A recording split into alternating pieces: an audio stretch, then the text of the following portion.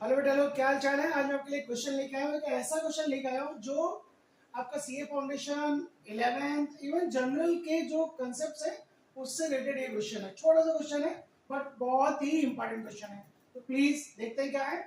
X purchase करता है 80,000 का गुड्स, ओके। ट्रेड डिस्काउंट देता है 10%, कैश डिस्काउंट है 10%, कह रहा है only 60% paid in cash, okay. तो सबसे पहले आपको करना क्या है इस क्वेश्चन में, 80,000 से ट्रेड डिस्काउंट आप माइनस कर दो 10%।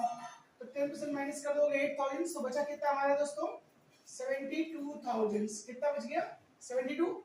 एंड देन आप इसको दो पार्ट्स में डिवाइड कर दो। एक आपका 60% जो कैश में है और एक आपका 40% जो हमारा क्रेडिट हो जाएगा। किस में हो जाएगा, क्रेडिट में। और ये हमारा कैश में, क्योंकि कह रहा है कि 60% पेड इन कैश। और इसी 60% पे जो आप निकालोगे तो 72,000 का 60% निकालोगे आपका आ जाएगा 43,200। तो इसी 43,200 पे हमें कैश डिस्काउंट अलाउ होगा।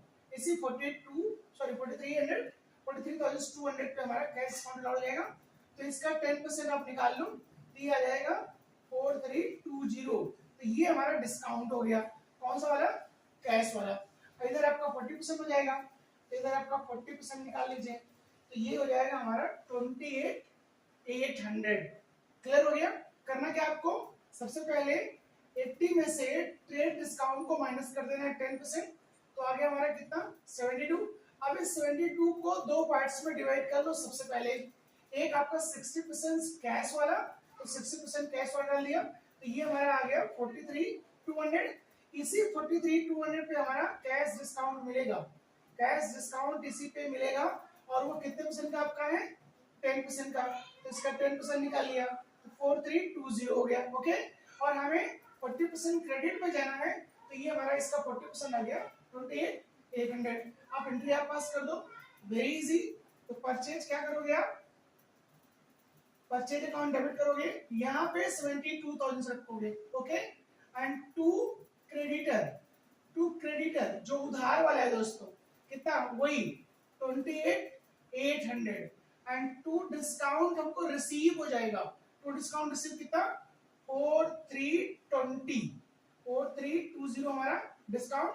एंड टू कैश जो हमने पे करना है, करना हमको 43,200 है, उसमें से हमको 4320 का क्या मिल गया, डिस्काउंट। तो ये माइनस कर दीजिए। तो क्या एंट्री बन गई, purchase debit, to creditor, to discount receive and to cash. Hope आपको ये समझ में आ गया होगा।